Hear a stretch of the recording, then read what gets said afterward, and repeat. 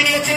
এমনকি তারা বাংলার জমিনে যে দেশে আল্লাহু আকবারের সুরে সূর্য ওঠে, যে দেশে আল্লাহু আকবারের সুরে সূর্য ডোবে, সে দেশের মধ্যে নাস্তিকতার আশ্রয় লাভ ছড়িয়ে দেওয়ার জন্য, সেই পশ্চিমাদের কালচার সৃষ্টি করার জন্য, মিল্লাতে ইব্রাহিমকে ধ্বংস করে দেওয়ার জন্য তারা আমার দেশের শিক্ষা ব্যবস্থায় শরীফ শরীফের গল্প ঢুকিয়ে দিয়ে আমার দেশের শিক্ষার্থীরা রাতকে কলঙ্কিত করেছে।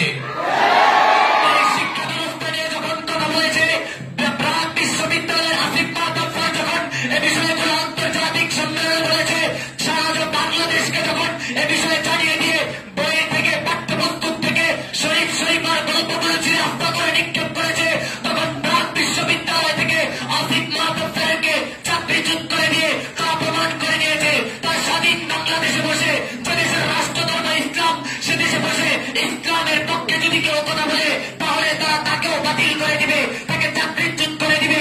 এটা করে তারা প্রমাণ করে দিয়েছে তারা সর্বদা বাতিলের পক্ষে থাকবে। এদেশে তারা ইসলামকে মোচন করে দিয়ে বাতিলের কালিমা লেপন করবে। আমরা তাদেরকে বলে দিতে চাই, আসিফ মাহতাব স্যারের চাকরিচ্যুত করে দেওয়া হয়েছে, একের পর এক ষড়যন্ত্র দিয়ে আমাদেরকে ঘায়েল করা হচ্ছে।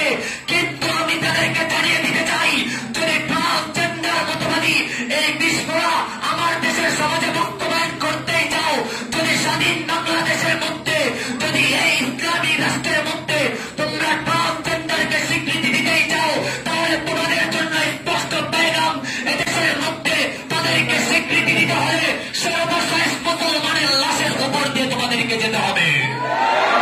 আমরা আমাদের ইতিহাস ঐতিহ্যকে ভুলে যাইনি, আমরা আমাদের ইতিহাস ঐতিহ্যকে ভুলে যেতে পারি না। আমরা মুসলমান, আমরা বীরের জাতি, আমরা খালিদ বিন ওয়ালিদের উত্তরসূরি। তোমরা ইসলামকে দমন করার জন্য প্রস্তুতি নিবা, আমরা মাথায় কাফন পেঁচিয়ে ময়দানে বেরিয়ে আসবো। একের পর এক ষড়যন্ত্র করে আমার দেশ থেকে ইসলাম মুছে দিতে চায়। আজকে দুঃখ আর পরিতাপের কথা কার কাছে বলবো? কবিতার ভাষায় বলেছিলাম, ফুল বাগানকে ধ্বংস করার জন্য একটা হুতুম পেঁচা যথেষ্ট। হুতুম পেঁচা বসে গেছে প্রত্যেক ডালে ডালে। ফুল বাগানে এবার কি হবে আল্লাহই ভালো জানে। আমার দেশের যারা হত্যাকর্তা আছে, যারা উচ্চ শ্রেণীতে আজ বসে আছে, তাদের কাছে আমরা দাবি রাখবো, আমার দেশের শিক্ষা ব্যবস্থাকে তোমরা কলঙ্কিত করো না। আরে তাদের কাছে কি বলবো?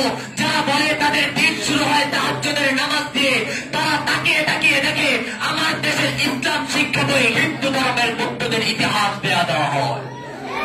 আমি বলবো, আমি তাদের কাছে দাবি জানাতে চাই, আমরা দেখেছি স্বাধীনতার 53 বছরে দাঁড়িয়ে আপনার বাবার স্বপ্ন পূরণ হয়েছে।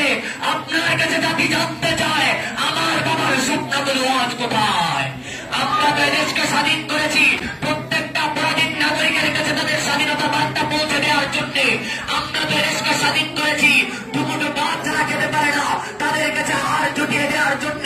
কিন্তু খাবার দাবার তো দূরে কি বাদ, আমার দেশের মানুষ শিষ্যা তারা নিজ ইচ্ছায় এখন ঠিক মতো শান্তি মতো শিক্ষাটুকু অর্জন করতে পারছে না।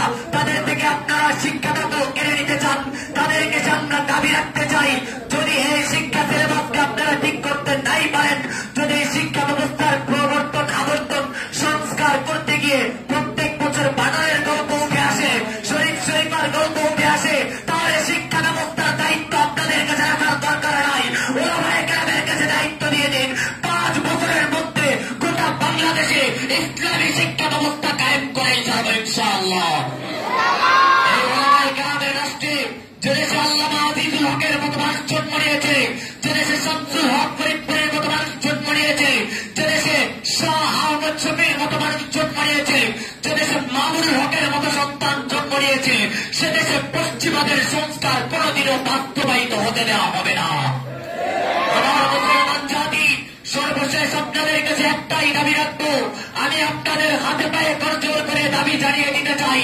তারা বিভিন্ন ফিতনা দিয়ে আপনাদেরকে বঞ্চিত, আপনাদেরকে আবদ্ধ করে রাখতে চায়। তারা ট্রান্সজেন্ডার দিয়ে নারীকে পুরুষ, পুরুষকে নারী বানাতে চায়। তারা কাদিয়ানীদের মাধ্যমে আহমদী মুসলিম জামাত চালু করে তারা মুসলমানদেরকে অমুসলিম বানাতে চায়। তারা হিজবুত তাওহীদের মাধ্যমে মুসলমানদেরকে কোরআন সুন্নাহ থেকে দূর করতে চায়। আপনি হয়তো মনে করতে পারেন এগুলো তাদের ছোটখাটো কোনো চিন্তা, কিন্তু আপনাদের কাছে পেগাম পৌঁছে দিতে চাই, ওই পশ্চিমা বিশ্ব এই চিন্তার উদ্ভট আবিষ্কার করে আর তারা আমাদের কাছে এগুলো সাপ্লাই করে।